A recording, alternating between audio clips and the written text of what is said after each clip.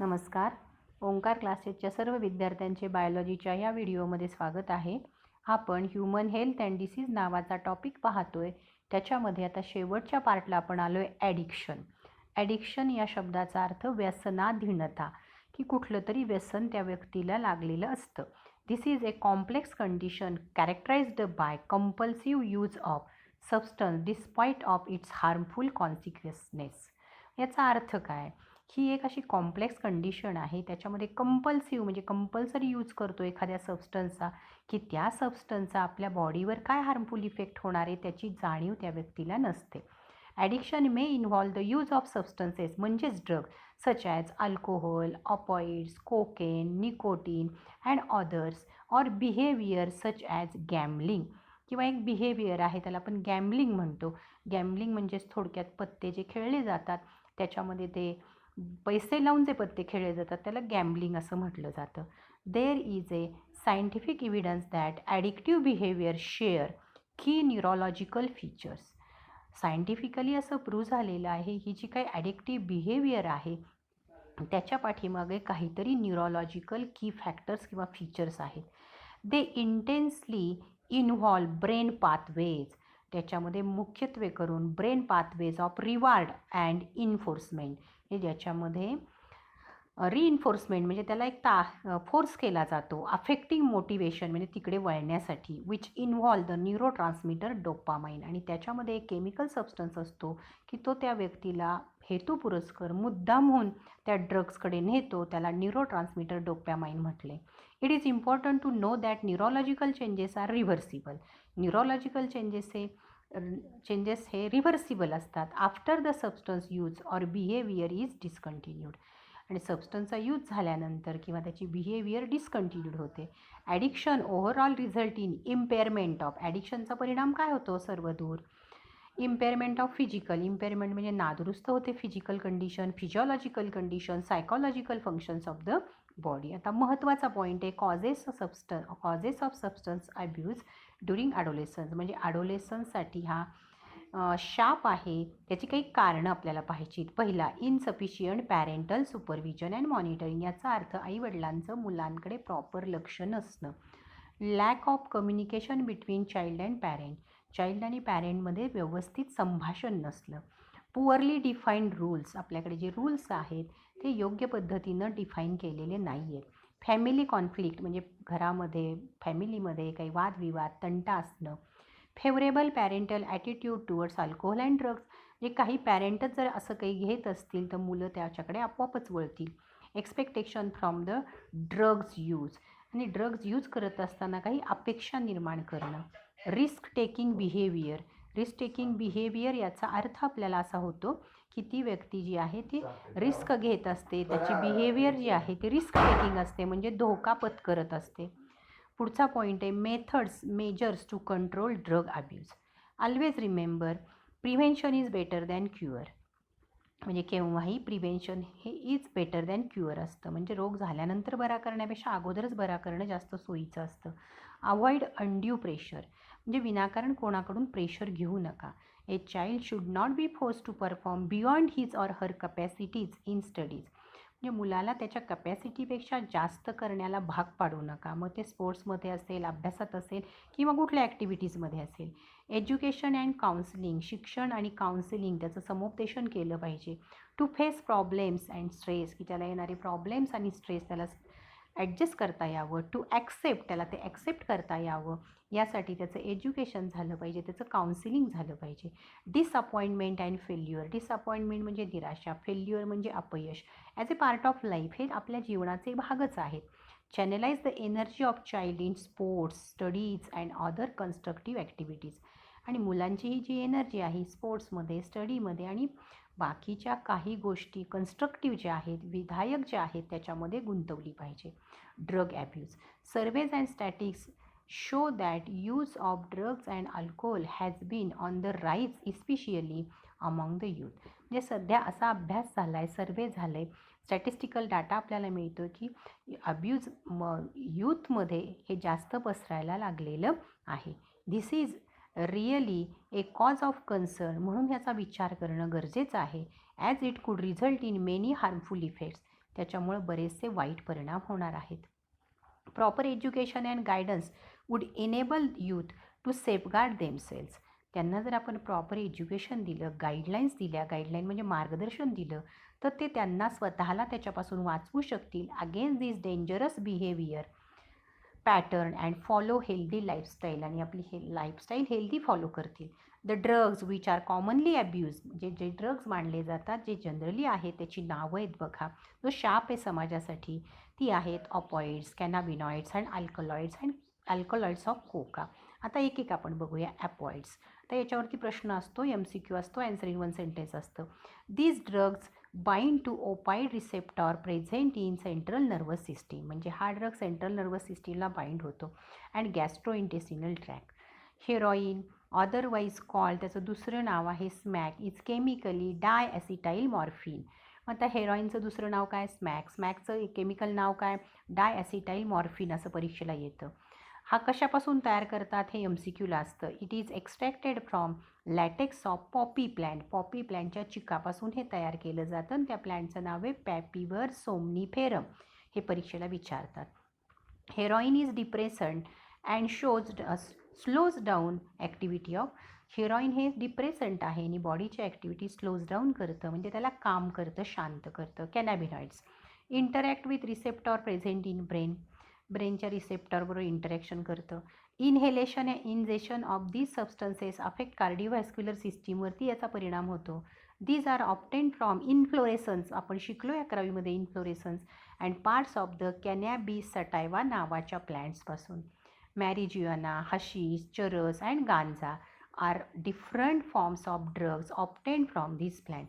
याच प्लॅन्टपासून आपल्याला मॅरिज्युआना, हशीश, चरस, गांजा ह्या प्रकारचे ड्रगची नावं कळतात, मिळतात. कोकेन.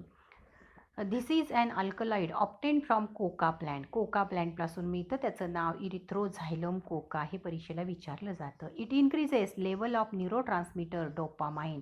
न्यूरोट्रान्समीटर डोपामाइनची लेवल हा वाढवतो. Its excessive dosage causes extreme happiness. त्याचा जास्त डोस घेतला की त्याला हॅपी फिलिंग होतं. इरॅटिबिलिटी आणि पॅरानोमिया त्याला फिलिंग होतं. पॅरानोमियाचा अर्थ आपण नंतर बघू ऑनलाईन लेक्चरच्या वेळेला. हॅलोसिनोजेन्स. तर हॅलोसिनोजेन्स या शब्दाचा अर्थ समजून घ्या. हॅलोसिनोजेन्स त्याला माइंड एक्सपांडिंग ड्रग्ज असं म्हटलं आहे. Mind expanding drugs. आता माइंड एक्सपांडिंग ड्रग म्हणजे मन असं मोठं होतं, आकाशात भरारी घ्यायला लागतं. These are alkaloids causing day dreaming. Day dreaming म्हणजे दिवसा स्वप्न बघायला लागतात, त्याला दिवा स्वप्न असं म्हणतात. लायसर्जिक ॲसिड अँड कॅनाबिनॉइड्स आर हॅलोसिनोजेनिक सबस्टन्स. दुसरं प्लॅन्ट आहे बघा, ॲट्रोपा बेलोडोना अँड धतुरा स्पीसीज आल्सो हॅव हॅलोसिनोजेनिक प्रॉपर्टी. ह्या दोन प्लॅन्टच्या जे आपण एक्स्ट्रॅक्ट घेतो त्याच्यामध्ये हॅलोसिनोजेनिक प्रॉपर्टीज असतात. Hallucinations are unreal perception of unreal object due to the disorder of nervous system. म्हणजे हॅलोसिनोजेन्स हे अनरियल परसेप्शन, त्याची संवेदना होते पण ती खरी नसते, आणि अनरियल ऑब्जेक्ट आहे तो की नर्वस सिस्टीमची ती एक डिसऑर्डर आहे. नर्वस सिस्टीमची ती एक डिसऑर्डर आहे. आता पुढचा पॉईंट बघा, addiction and dependence. Because of perceived benefits drugs are used repeatedly. काहींना काही त्याचे फायदे वाटतात म्हणून ते पुन्हा पुन्हा वापरतात. The most important thing which one fail to realize is the inherent addictive nature of the alcohol and drugs. महत्त्वाचं कारण आपल्याला पाहायचं आहे की आपण त्याचं रिअलाइज होत नाही आहे आपल्याला की त्याचं कारण काय आहे. Addiction is a psychological attachment to certain effect. Addiction हे कशाची तरी संबंधित आहे, मानसिक तणाव किंवा काय, सायकोलॉजिकल अटॅचमेंट आहे, सर्टन इफेक्ट म्हणजे काही घटना घडतात आपल्याकडे, such as euphoria and a temporary feeling of well being associated with drugs and alcohol. म्हणजे ते ड्रग्ज आणि अल्कोहोल घेतल्यानंतर आपलं दुःख विसरलं जातं असं त्या व्यक्तीला वाटतं. These drive people to take them even when these are not needed. मग ही लोकं घेत जातात जेव्हा त्याची गरज नसते. Or even when their use become self destructive. ज्यावेळेला त्याचा इफेक्ट जो आहे तो बॉडीवरती डिस्ट्रक्शनसाठी होतो. With repeated use of drugs, the tolerance level of receptors present in our body increases. Consequently, the receptor respond only to higher dose of drugs or alcohol, leading to greater intake and addiction. पुन्हा पुन्हा हे घेत गेलं की त्याला त्याचा जास्त dose घ्यावा लागतो. However, it should be clearly borne in mind that use of these drugs even once can lead to addiction. एकदा जरी हे घेतलं तर त्याच्यापासून सवय लागू शकते. In the absence of any guidance or counseling, the person gets addicted and become dependent on their use. Dependence is tendency of the body to manifest a characteristic and unpleasant withdrawal syndrome. ते घेतलं नाही तर त्याला पुन्हा त्रास होतो. If regular dose of drugs or alcohol is abruptly discontinued, म्हणजे अचानक ते बंद केलं, this is characterized by, मग त्याला त्रास होतो, अनएक्साइटी. अनएक्साइटी या शब्दाचा अर्थ आपल्याला बघायचा आहे. अनएक्साइटी या शब्दात आपण असं म्हणतो चिंता, काळजी. नंतर ट्रिमलिंग या शब्दाचा अर्थ बघा थरथर कापणं, त्याला थरथर कापल्यासारखं होतं. नॉसिया होतो, स्वेटिंग होतं.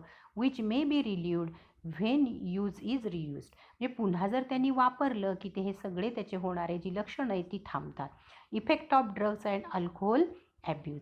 The immediate adverse effect of the drug and alcohol abuse are manifested in the form of recklessness behavior. Recklessness म्हणजे बेजबाबदार तो वागतो. व्हँडॅलिझम या शब्दाचा अर्थ तोडफोड करतो. व्हायलन्स या शब्दाचा अर्थ तुम्हाला सगळ्यांना माहिती आहे, तो हिंसा करायला परावृत्त होतो. ते हिंसा करतो, तोडफोड करतो, दंगामस्ती करतो. Excessive dose of the drugs may lead to coma and death due to the respiratory failure. जास्त जर डोस घेतला तर रेस्पिरेटरी फेल्युअर होतं, हार्ट फेल्युअर होतं. सेरेब्रल हिमोरेज म्हणजे ब्रेनमध्ये रक्तस्राव होतो. A combination of drugs or their intake along with alcohol generally result in overdose and even death. The most common warning signs of the drug and alcohol abuse among the youth include drop in academic performance, म्हणजे त्याचा academic performance चांगला राहत नाही. Unexplained absence from the school, college स्कूलमध्ये absent राहतो. Lack of interest in personal hygiene, वैयक्तिक स्वच्छतेकडे लक्ष नसतं. विड्रॉल म्हणजे कुठल्याही गोष्टीत सहभागी होत नाही, बाहेर पडतो त्यातनं. आयसोलेशन वेगळं राहतो. डिप्रेशन येतं त्याला. फटिकनेस होतो. ॲग्रेसिव्हनेस म्हणजे तो आक्रमक बनतो. आणि पुढचा पॉईंट आपल्याला दिला आहे रिबिलियस बिहेवियर. रिबिलियस म्हणजे बंडखोर वृत्तीचा बनतो, म्हणजे बंड करतो किंवा विरोध करतो. डिटोरिएटिंग रिलेशनशिप, डिटोरिएटिंग म्हणजे विघटन करणारं, नाश करणारं. With family and friends. Loss of interest in hobbies, त्याला कुठल्या सवयी लागत नाहीत चांगल्या किंवा छंद नसतात. Change in sleeping and eating habits.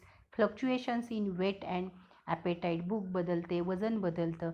There may even be some far-reaching implications of drugs and alcohol abuse.